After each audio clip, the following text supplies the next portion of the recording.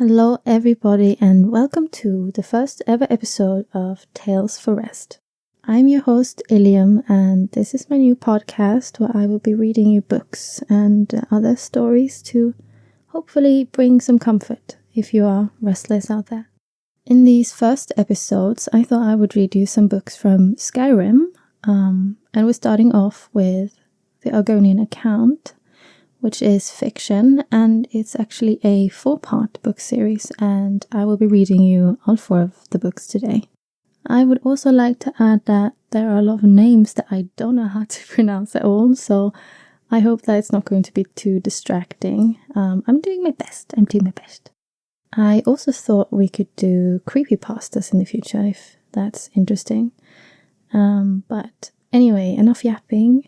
Let's just get comfy. Maybe if you're resting, get some tea or something, and just let's get into it. On a minor but respectable plaza in the imperial city sat, or perhaps lounged, Lord Vannick's building commission. It was an unimaginative, austere building, not noted so much for its aesthetic or architectural design as for its prodigious length. If any critics wondered why such an unornamented, extended erection held such fascination for Lord Vannick, they kept it to themselves. In the 398th year of the Third Era, Decimus Scotti was a senior clerk at the Commission. It had been a few months since the shy, middle-aged man had brought Lord Vannick the most lucrative of all contracts, granting the Commission the exclusive right to rebuild the roads of Valenwood which had been destroyed in the 5-year war. For this, he had become the darling of the managers and the clerks, spending his days recounting his adventures more or less faithfully. Although he did omit the ending of the tale, since many of them had partaken in the celebratory Onthrappa roast provided by the Solenstry, informing one's listeners that they've gorged on human flesh improves very few stories of any good taste. Scotti was neither particularly ambitious nor hard-working, so he did not mind that Lord Vannick had not given him anything to actually do. Whenever the squat, little gnomish man would happen upon Decimus Scotti in the offices, Lord Vannick would always say, "You're a credit to the Commission. Keep up the good work."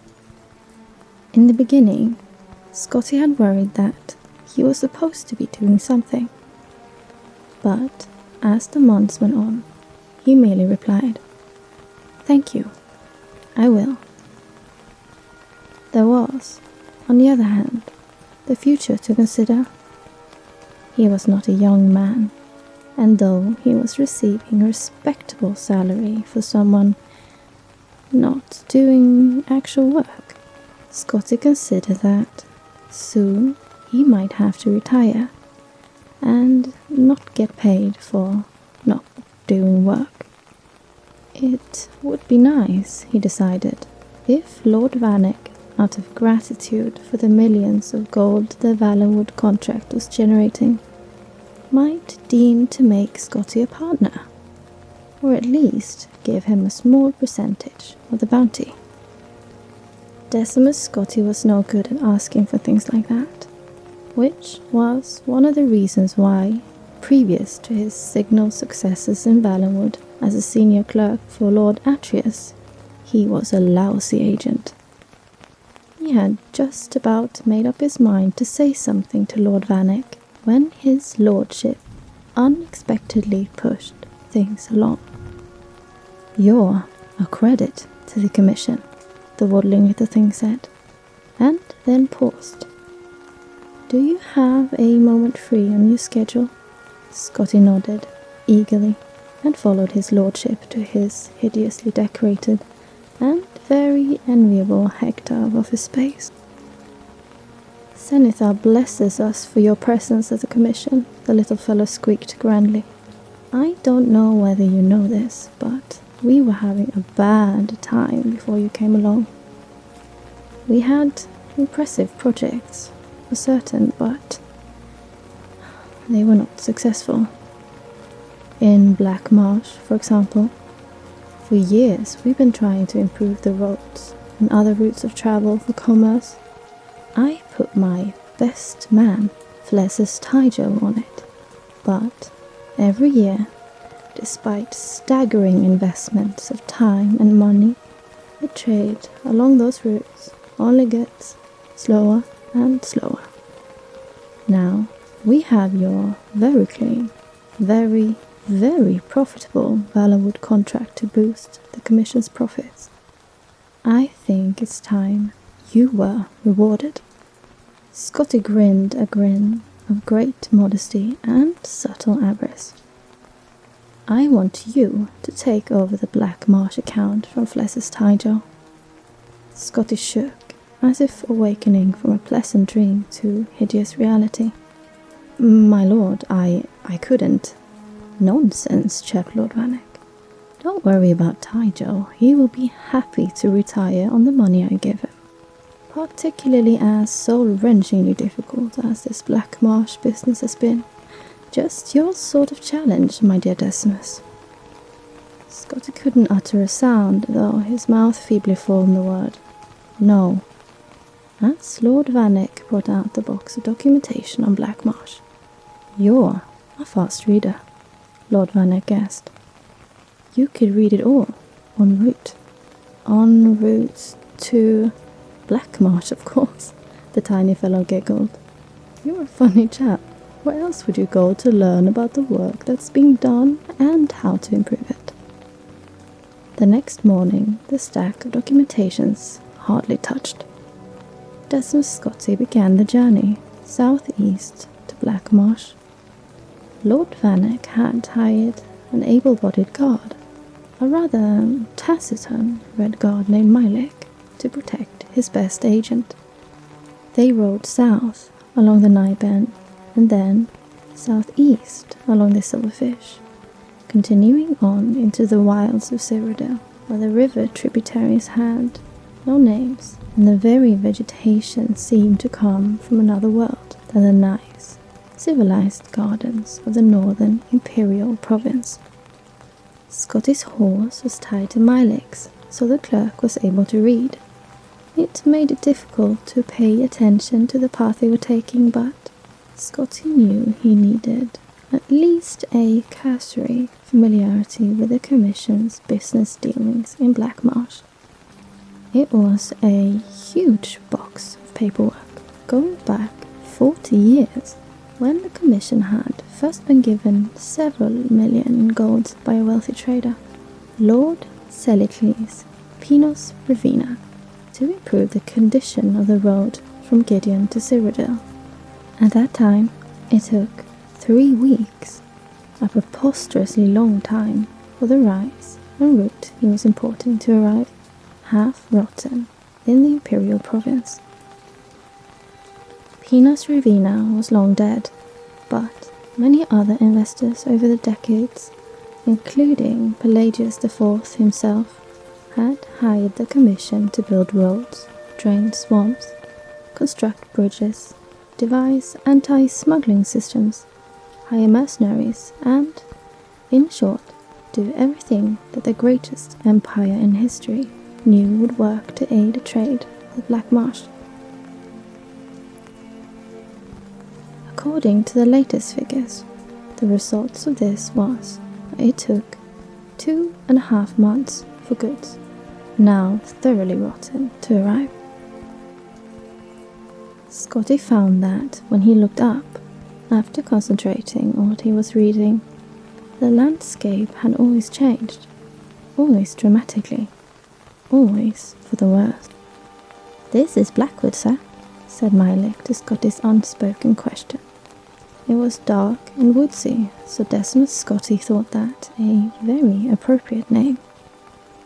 The question he longed to ask, which in due course he did ask, was, "What's that terrible smell?" "Slough Point, sir," Mylek replied as they turned the next bend, where the umbrageous tunnel of tangled tree and vine opened to a clearing. There squatted a cluster of formal buildings in the dreary imperial design favoured by Lord Rannoch's commission and every emperor since Tiber, together with a stench so iron-blindingly, stomach-wrenchingly awful that Scotty wondered suddenly if it were deadly poisonous. The swarms of blood-coloured, sand-grain-sized insects obscuring the air did not improve the view.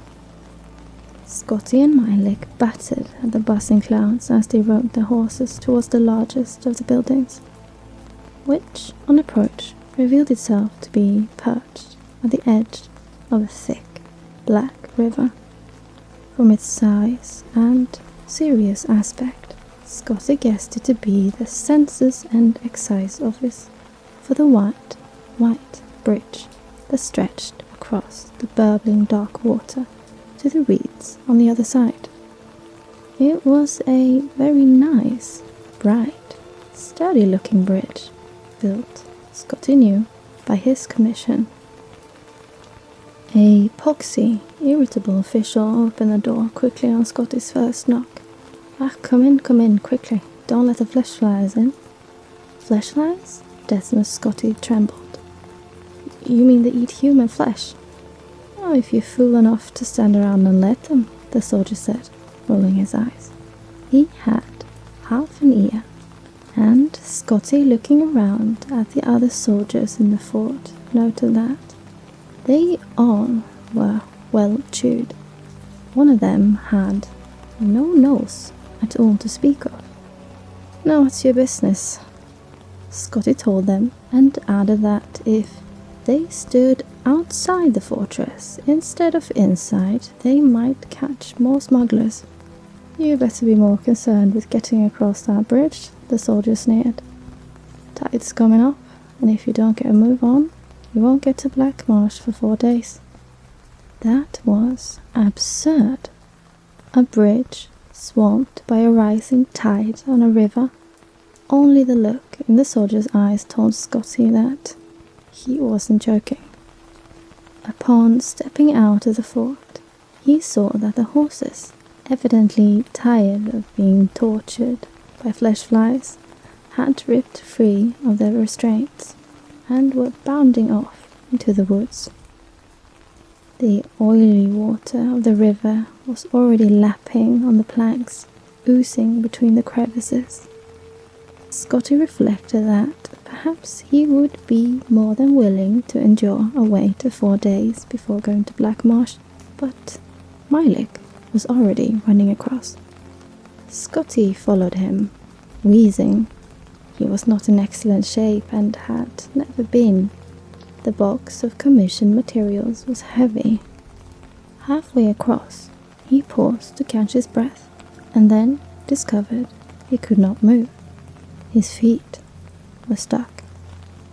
The black mud that ran through the river was a thick, gluey paste, and having washed over the plank Scotty was on, it held his feet fast. Panic seized him.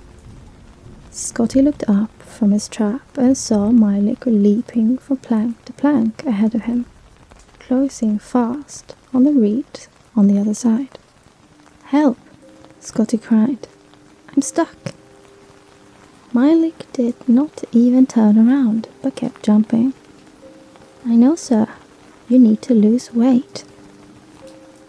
Decimus Scotty knew he was a few pounds over, and had meant to start eating less and exercising more, but embarking on a diet hardly seemed to promise timely aid in his current predicament. No diet on Nern would have helped him just then. However, on reflection, Scotty realized that if Edgard intended he dropped the box of documents. For Mylek was, no longer carrying any of the essential supplies he had had with him previously.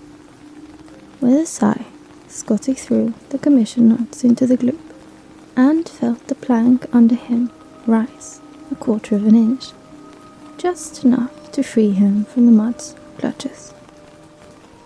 With an agility born of extreme fear, Scotty began leaping after Mylik, dropping onto every third plank and springing up before the river gripped him.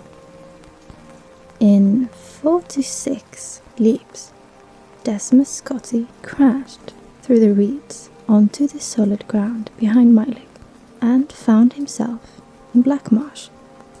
He could hear behind him a slurping sound as the bridge and his container of important and official records of commission affairs was consumed by the rising flood of dark filth, never to be seen again. Book 2.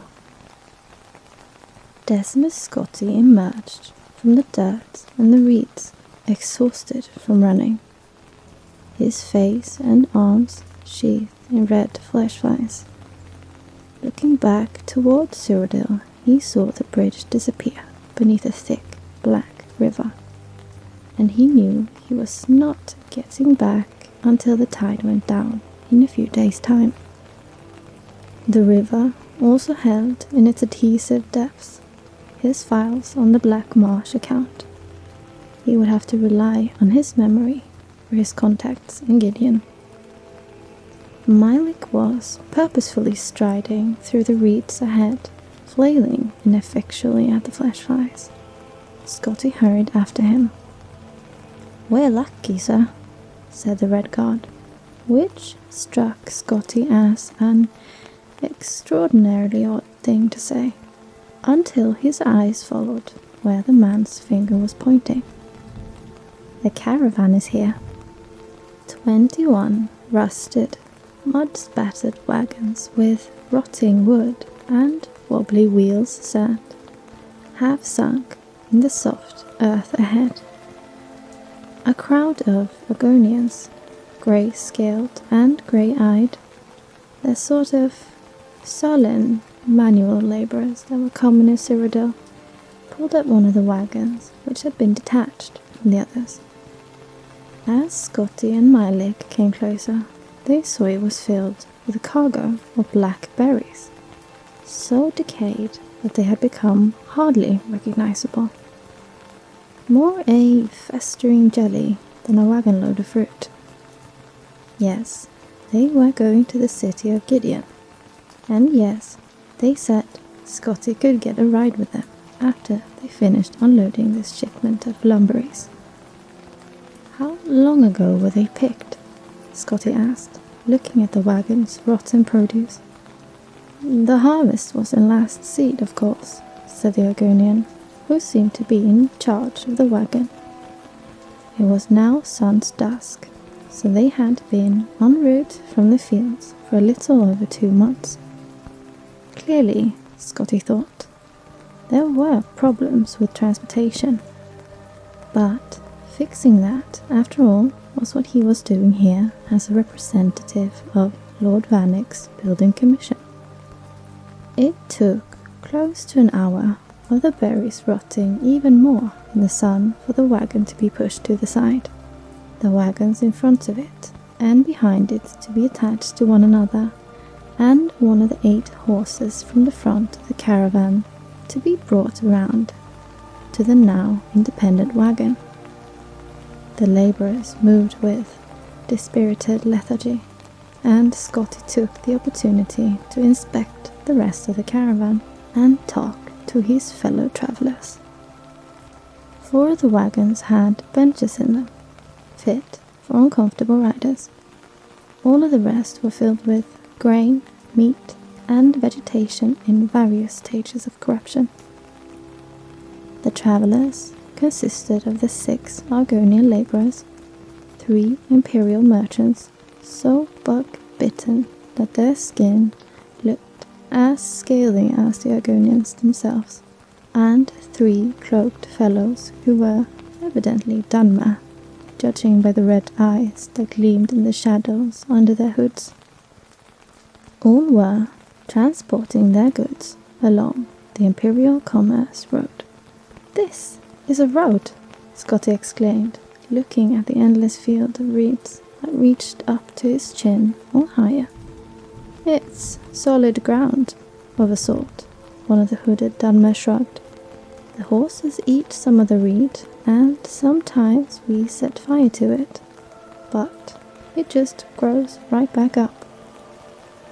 Finally, the wagon master signaled that the caravan was ready to go, and Scotty took a seat in the third wagon with the other Imperials. He looked around, but Mylik was not on board. "I agreed to get you to Blackmarsh and take you back out," the Red Guard said, who had plumped down on a rock in the sea of reeds and was munching on a hairy carrot. "I'll be here when you get back." Scotty frowned, and not only because Mylik had dropped the differential title Sir while addressing him. Now he truly knew no one in Blackmarsh.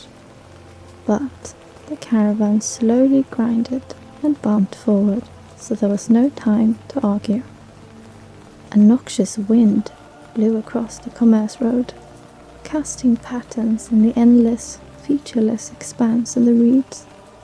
In the distance, there seemed to be mountains, but they constantly shifted, and Scotty realized they were banks of mist and fog. Shadows flitted across the landscape, and when Scotty looked up, he saw they were being cast by giant birds with long, saw-like beaks, nearly the size of the rest of their bodies. Hackwings, Shero Gimlis, an Imperial on Scotty's left, who might have been young but looked old and beaten, muttered, "Like everything else in this damnable place, they'll eat you if you don't keep moving. Beggars pounce down and give you a nasty chop, and then fly off and come back when you're mostly dead from blood loss." Scotty shivered. He hoped they'd be in Gideon before nightfall. It was then it occurred to him that the sun was on the wrong side of the caravan. "Excuse me, sir," Scotty called to the wagon master. "I thought you said we were going to Gideon." The wagon master nodded. "Why are we going north then? Or we should be going south?" There was no reply, but a sigh. Scotty confirmed with his fellow travellers that they too were going to Gideon, and none of them seemed very concerned about the circuitous route to getting there. The seats were hard on his middle-aged back and buttocks, but the bumping rhythm of the caravan and the hypnotic waving reeds gradually had an effect on him, and Scotty drifted off to sleep. He awoke in the dark some hours later, not sure where he was. The caravan was no longer moving, and he was on the floor, under the bench, next to some small boxes. There were voices speaking a hissing, clicking language Scotty didn't understand, and he peeked out between someone's legs to see what was happening. The moons barely pierced the thick mist surrounding the caravan. Scotty did not have the best angle to see who was talking.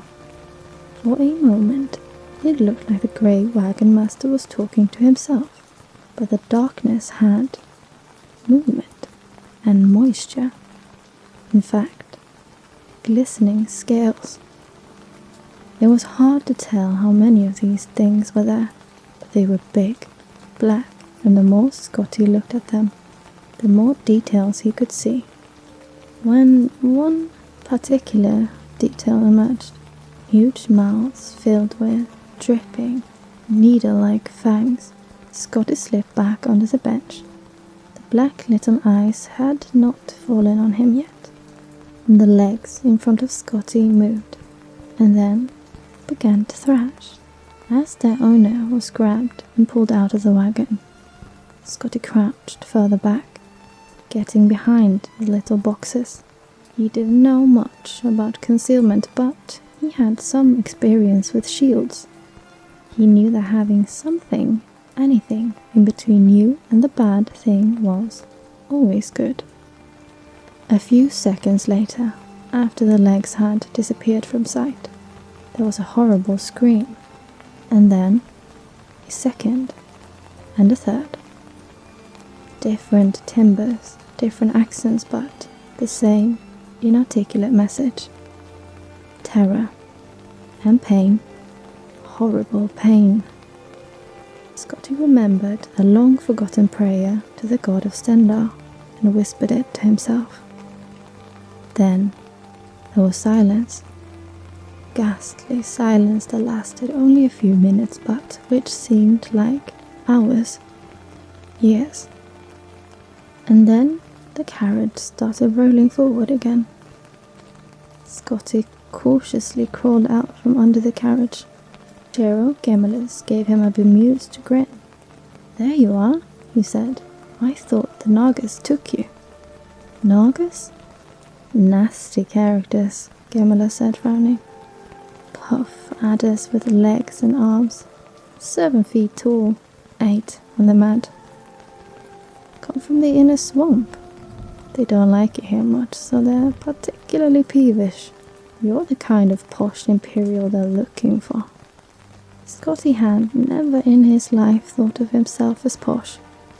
His mud and flesh-fly bespeckled clothing seemed eminently middle class, at best to him. What would they want me for? To rob, of course, the Imperial smiled. And to kill. You didn't notice what happened to the others? The Imperial frowned, as if struck by a thought. "You didn't sample those boxes down below, did you? Like the sugar, do you?" "Oh gods, no," Scotty grimaced. The Imperial nodded, relieved. "You just seem a little slow. First time to Lackmarsh, I gather?" "Ooh, hi-ho, hist-piss." Scotty was just about to ask Gemellus what the vulgar term meant when the rain began. It was an inferno of foul-smelling, yellow-brown rain that washed over the caravan, accompanied by the growl of thunder in the distance. Gemellus worked to pull the roof up over the wagon, glaring at Scotty until he helped with the laborious process. He shuddered, not only from the cold damp, but from contemplation of the disgusting precipitation pouring down on the already nasty produce in the uncovered wagon. "We'll be dry soon enough," Gemellus smiled, pointing out into the fog. Scotty had never been to Gideon, but he knew what to expect. A large settlement, more or less laid out like an imperial city, with more or less imperial style architecture and all the imperial comforts and traditions. More or less.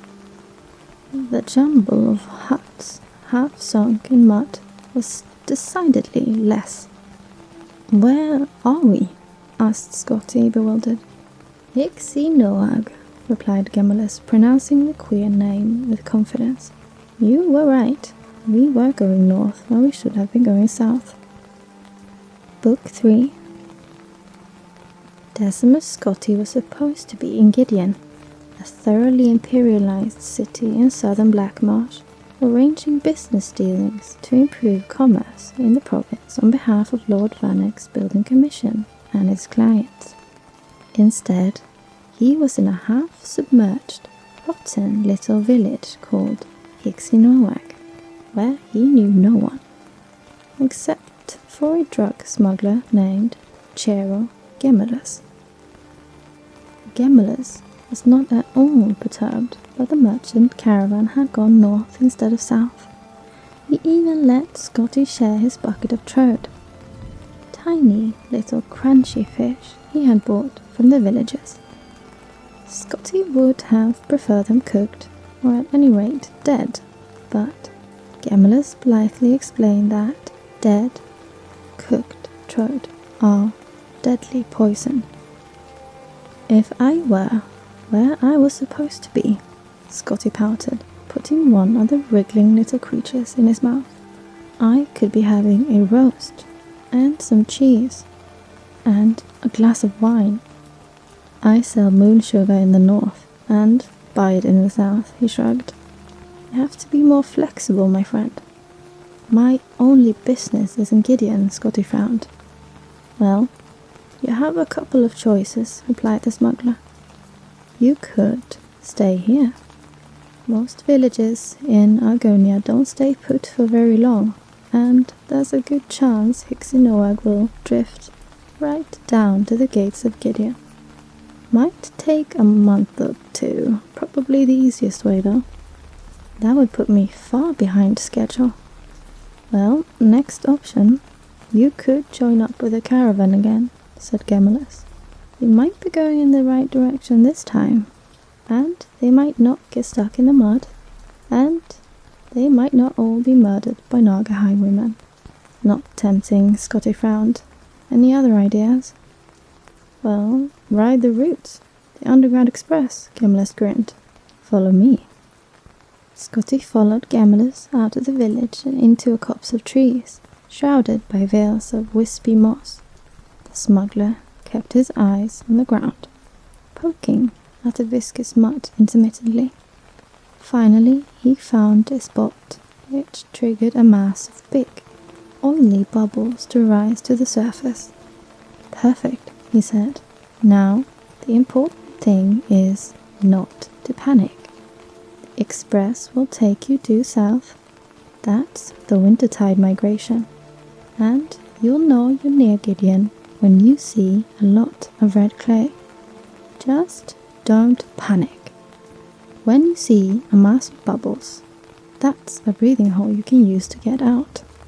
Scotty looked at Gemellus blankly. The man was talking perfect gibberish. What? Gemellus took Scotty by the shoulder, positioning him on top of the mass of bubbles. You stand right here. Scotty sank quickly into the mud, staring at the smuggler, horror-struck. And remember to wait till you see the red clay, and then the next time you see the bubbles, push up. The more Scotty wriggled to get free, the faster he sunk. The mud enveloped Scotty to his neck, and he continued staring, unable to articulate anything but a noise like oog. And don't panic at the idea that you're being digested. You could live in a rootworm's belly for months. Scotty took one last panic gasp of air and closed his eyes before he disappeared into the mud. The clerk felt a warmth he hadn't expected all around him.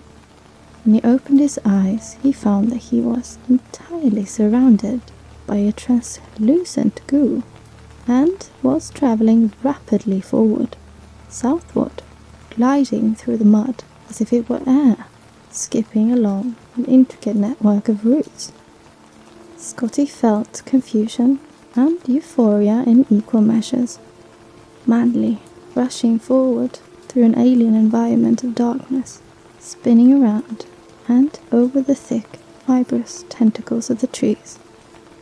He was as if he were high in the sky at midnight, not deep beneath a swamp in the Underground Express. Looking up slightly at the massive root structure above, Scotty saw something wiggle past. An 8-foot-long, armless, legless, collarless, boneless, eyeless, nearly shapeless creature riding the roots. Something dark was inside of it, and as it came closer, Scotty could see it was an Argonian man. He waved, and the disgusting creature the Argonian was in flattened slightly and rushed onward. Gemellus' words began to reappear in Scotty's mind at this sight. The wintertide migration. Airhole. You're being digested.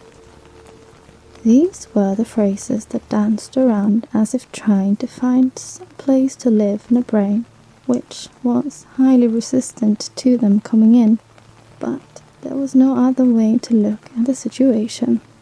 Scotty had gone from eating living fish to being eaten alive as a way of transport. He was in one of those worms. Scotty made an executive decision to faint. He awoke in stages, having a beautiful dream of being held in a woman's warm embrace, smiling and opening his eyes. The reality of where he really was rushed over him. The creature was still rushing madly, blindly forward, gliding over roots, but it was no longer like a flight through the night sky. Now it was like the sky at sunrise, in pinks and reds. Scotty remembered Gemellus telling him to look for the red clay, and he would be near Gideon. The next thing he had to find was the bubbles. There were no bubbles anywhere, though the inside of the worm was still warm and comfortable. Scotty felt the weight of the earth all around him. Just don't panic, Gemellus had said. But it was one thing to hear that advice and quite another to take it. He began to squirm, and the creature began to move faster at the increased pressure from within. Suddenly, Scotty saw it ahead of him, a slim spire of bubbles rising through the mud from some underground stream, straight up through the roots to the surface above him. The moment the rootworm went through it, Scotty pushed with all of his might upward, bursting through the creature's thin skin. The bubbles pushed Scotty up quickly, and before he could blink, he was popping out of the red, slushy mud. 2 grey Argonians were standing under a tree nearby, holding a net. They looked in Scotty's direction with polite curiosity. In the net, Scotty noticed were several squirming, furry, rat-like creatures. While he addressed them, another fell out of the tree. Though Scotty had not been educated in this practice, he recognized fishing when he saw it. "Excuse me, lads," Scotty said jovially. "I was wondering if you'd point me in the direction of Gideon." The Argonians introduced themselves as Drawing Flame and Full of Fresh Leaves, and looked at one another, puzzling over the question. "Who you seek?" asked Full of Fresh Leaves. "I believe his name is," said Scotty, trying to remember the contents of his long-gone file of Black Marsh contacts. "Archie Right Foot Rock?" Drawing Flame nodded. "For 5 gold, show you way. Just east is plantation east of Gideon." "Very nice." Scotty thought that the best business he had heard of in 2 days, and handed Drawing Flames the 5 septims. The Argonians led Scotty onto a muddy ribbon of road that passed through the reeds and soon revealed the bright blue expanse of Topol Bay far to the west. Scotty looked around at the magnificent walled estates, where the bright crimson blossoms sprang forth from the very dirt of the walls, and surprised himself by thinking, "This is very pretty." The road ran parallel to a fast-moving stream, running eastward from Topol Bay. It was called the Ankoba River, he was told. It ran deep into Black Marsh, to the very dark heart of the province. Peeking past the gates of the plantations east of Gideon, Scotty saw that few of the fields were tended. Most had rotten crops from harvest past still clinging to wilted vines, orchards of desolate, leafless trees. The Argonian serfs who worked the fields were thin, weak, near death, more like haunting spirits than creatures of life and reason. 2 hours later, as the three continued their trudge east, the estates were still impressive, at least from a distance. The road was still solid, if weedy, but Scotty was irritated, horrified by the field workers and the agricultural state, and no longer charitable towards the area. How much further? Fell of Fresh Leaves and Drawing Flame looked at one another, as if that question was something that hadn't occurred to them. Argonian is east? Fell of Fresh Leaves pondered. Near or far? Drawing Flame shrugged non-committally and said to Scotty, "For 5 gold, show you way. Just east is plantation. Very nice." "You don't have any idea, do you?" Scotty cried. "Why couldn't you tell me that in the first place, when I might have asked someone else?" Around the bend up ahead, there was the sound of hoofbeats. A horse coming closer. Scotty began to walk towards the sound to hail the rider, and didn't see Drawing Flame's taloned claws flash out to cast a spell at him.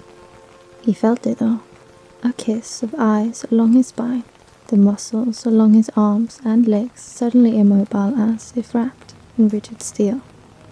He was paralyzed.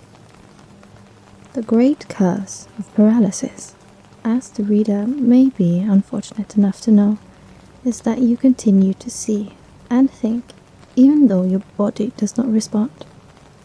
The thought that went through Scotty's mind was, damn.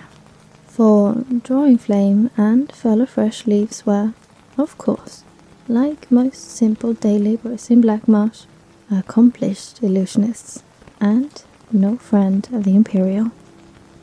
The Argonians shoved Decimus Scotty to the side of the road, just as the horse and rider came around the corner. He was an impressive figure, a nobleman in a flashing dark green cloak, the exact same color as his scaled skin, and a frilled hood that was part of his flesh sat on his head like a horned crown. "Greetings, brothers," the rider said to the two. "Greetings, Argonian Rightfoot Rock," they responded, and then Fell of Fresh Leaves added, "What is my lord's business on this fine day?" No rest, the Argonian sighed regally. "One of my she-workers gave birth to twins." "Twins? Fortunately, there is a good trader in town for those. She didn't put up much of a fuss. And then there's a fool of an Imperial from Lord Vanek's building commission I am supposed to meet with in Gideon. I'm sure he'll want the grand tour before he opens up the treasury for me. Such a lot of fuss." Drawing Flame and Fell of Fresh Leaves sympathized, and then, as Argonian Rightfoot Rock rode off, they went to look for their hostage. Unfortunately for them, gravity being the same in Black Marsh as elsewhere in Tamriel, their hostage, Decimus Scotty, had continued to roll down from where they left him, and was, at that moment, in the Oncobra River, drowning. Book 4. Decimus Scotty was drowning, and he didn't think much of it. He couldn't move his arms or his legs to swim because of the paralysis spell the Argonian peasant had lobbed at him, but he wasn't quite sinking. The Oncobra River was a crashing force of white water and currents that could carry along large rocks with ease. So Scotty tumbled head over heels, spinning, bumping, bouncing along. He figured that soon enough he would be dead, and that would be better than being in Black Marsh. He wasn't too panicked about it all when he felt his lungs fill with water and the cold blackness fell upon him. For a while, for the first time in some time, Decimus Scotty felt peace, blessed darkness, and then pain came to him, and he felt himself coughing, spewing water from his belly and his lungs. A voice said, Oh bother, he's alive, ain't he now? Scotty wasn't quite sure if that were true, even when he opened his eyes and looked at the face above him. He was an Argonian, but unlike any he had seen anywhere. The face was thin and long, like a thick lance. The scales were ruby red, brilliant in the sunlight. It blinked at him, its eyelids opening and closing in vertical slits. I don't suppose we should eat you, should we now? The creature smiled, and Scotty could tell from its teeth that it was no idle suggestion. Thank you, Scotty said weakly. He craned his head slightly to find out who the we were, and discovered he was on the muddy bank of the still, sludgy river, surrounded by a group of Argonians with similarly needle-like faces and a whole rainbow of scales, bright greens and gem-like purples, blues and oranges. Can you tell me, am I near, well, anywhere? The ruby-colored Argonian laughed. No, you're in the middle of everywhere, and near nowhere. Oh, said Scotty, who grasped the idea that space did not mean much in Black Marsh. And, who are you? We are Agassefs, the ruby-colored Argonian replied. My name is Nomu. Scotty introduced himself. I'm a senior clerk in Lord Vanek's building commission in the Imperial City. My job was to come here and try to fix the problems with commerce, but I've lost my agenda. Haven't met with any of my contacts, the Archings of Gideon. Pompous, assimilated, slaver kleptocrats, a small lemon-colored Agassef murmured with some feeling. And now I just want to go home. Nomu smiled, his long mouth arching up like a host happy to see his unwanted guest leave a party. Shesh will guide you. Shesh, it seemed, was the bitter little yellow creature, and he was not at all pleased at the assignment. With surprising strength, he hoisted Scotty up, and for a moment the clerk was reminded of Gemela's dropping him into the bubbling muck that led to the Underground Express.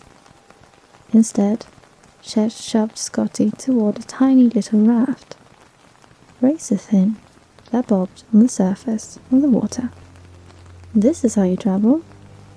We don't have the broken wagons and dying horses of our brothers on the outside, Shesh replied, rolling his tiny eyes. We don't know better. The Argonian sat at the back of the craft and used his whip-like tail to propel and navigate the craft. They travelled quickly around swirling pools of slime that stank of centuries of putrefaction, past pinnacled mountains that seemed sturdy, but suddenly fell apart at the slightest ripple in the water, under bridges that might have once been metal but were now purely rust. Everything in Tamriel flows down to Black Marsh, Shesh said. As they slid through the water, Shesh explained to Scotty that the Agassefs were one of the many Argonian tribes that lived in the interior of the province, near the Hist, finding little in the outside world worth seeing. He was fortunate to have been found by them. The Nagas, the toad-like Patru, and the winged Sarpa would have killed him on the spot. Shesh fell silent and stopped the raft completely, waiting for something. Scotty looked in the direction Shesh was watching and saw nothing unusual in the filthy water. Then he realized that the pool of green slime in front of them was actually moving, and fairly quickly, from one bank to the other. It deposited small bones behind it as it oozed up into the reeds and disappeared. Voroplasm, Shesh explained, moving the boat forward again. Big word. will strip you to the bone by the second syllable. Scotty, desirous to distract himself from the sights and smells that surrounded him, thought it a good time to compliment his pilot on his excellent vocabulary. It was particularly impressive, given how far from civilization they were. The Argonians in the east did, in fact, speak so well. They tried to erect a temple of Mara near here, in Umfalo 20 years ago, Shesh explained, and Scotty nodded, remembering reading about it in the files before they were lost. They all perished quite dreadfully of swamp rot in the first month, but they left behind some excellent books. Scotty was going to inquire further when he saw something huge, so horrifying it made him stop, frozen. Half submerged in the water ahead was a mountain of spines, lying on 9-foot-long claws. Wide eyes stared blindly forward, and then suddenly the whole creature spasmed and lurched, the jaw of its mouth jutting out, exposing tusks clotted with gore. "Swamp Leviathan," Shesh whistled, impressed. "Very, very dangerous." Scotty gasped, wondering why the Argisef was so calm, and more, why he was continuing to steer the raft towards the beast. "Of all creatures in this world, the rats are sometimes the worst," said Shesh, and Scotty noticed that the huge creature was only a husk. Its movements was from the hundreds of rats that had burrowed into it, rapidly eating their way from the inside out, bursting from the skin in spots. "They are indeed," Scotty said, and his mind went back to the Black Marsh files, buried deep in the mud, and 4 decades of imperial work in Black Marsh. The two continued westward, through the heart of Black Marsh. Shesh showed Scotty the vast, complicated ruins of the Kothringi capitals, fields of ferns and flowered grasses, quiet streams under canopies of blue moss, and the most astonishing sight of Scotty's life, the great forest of full-grown hist trees. They never saw a living soul until they arrived at the edge of the Imperial Commerce Road, just east of Slough Point, where Mylik, Scotty's Red Guard guide, was waiting patiently. "I was going to give you 2 more minutes," the Red Guard scowled, dropping the last of his food onto the pile at his feet. "No more, sir." The sun was shining bright when Decimus Scotty rode into the Imperial City, and as he caught the morning dew, it lent a glisten to every building, as if they had been newly polished for his arrival. It astonished him how clean the city was, and how few beggars there were. The protracted edifice of Lord Vanek's building commission was the same as it had always been, but still the very sight of it seemed exotic and strange. It was not covered in mud. The people within actually generally worked. Lord Vanek himself, though singularly squat and squinty, seemed immaculate. Not only relatively clean of dirt and scabs, but also relatively uncorrupt. Scotty couldn't help but stare at him when he first caught sight of his boss. Vanek stared right back. "You are a sight," the little fellow frowned. "Did your horse drag you to Black Marsh and back? I would say go home and fix yourself, but there are a dozen people here to see you. I hope you have solutions for them." It was no exaggeration. Nearly 20 of Cyrodiil's most powerful and wealthiest people were waiting for him. Scotty was given an office even larger than Lord Vanek's, and he met with each. First among the commission's clients were 5 independent traders. blustering and loaded with gold, demanding to know what Scotty intended to do about improving the trade routes. Scotty summarized for them the conditions of the main roads, the state of the merchant caravans and the sunken bridges, and all other impediments between the frontier and the marketplace. They told him to have everything replaced and repaired, and gave him the gold necessary to do it. Within 3 months, the bridge at Slough Point had disappeared into the muck. The great caravan had collapsed into decrepitude, and the main road from Gideon had been utterly swallowed up by swamp water. The Argonians began once again to use the old ways, their personal rafts and sometimes the underground express to transport the grain in small quantities. It took a third of the time, 2 weeks, to arrive in Cyrodiil. None of it rotten. The Archbishop of Mara was the next client Scotty met with. A kind-hearted man, horrified by the tales of Argonian mothers selling their children into slavery. He pointedly asked Scotty if it were true. Sadly, yes, Scotty replied, and the Archbishop showered him with septims, telling the clerk that food must be brought to the province to ease their suffering, and the schools must be improved so they can learn to help themselves. Within 5 months, the last book had been stolen from the deserted Maran monastery in Umfalor. As the Archenes went bankrupt, their slaves returned to his parents' tiny farms. The backwater Argonians found that they could grow enough to feed their families, provided they had enough hard workers in their enclave, and the buyer's market for slaves sharply declined.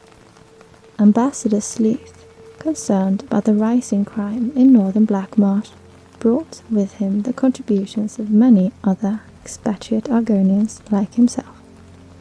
They wanted more imperial guards on the border at Slough Point, more magically lit lanterns posted along the main roads at regular intervals, more patrol stations, and more schools built to allow young Argonians to better themselves and not turn to crime. Within 6 months, there were no more Nagas roaming the roads, as there were no merchants travelling them to rob.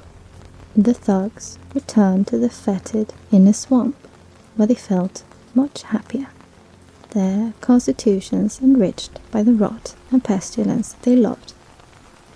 Sleeth and his constituency were so pleased by the crime rate dropping, they brought even more gold to Decimus Scotti, telling him to keep up the good work.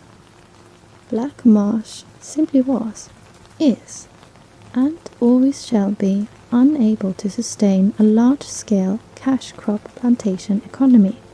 The Argonians and anyone else, the whole of Tamriel could live in Blackmarsh on sustenance farming, just raising what they needed.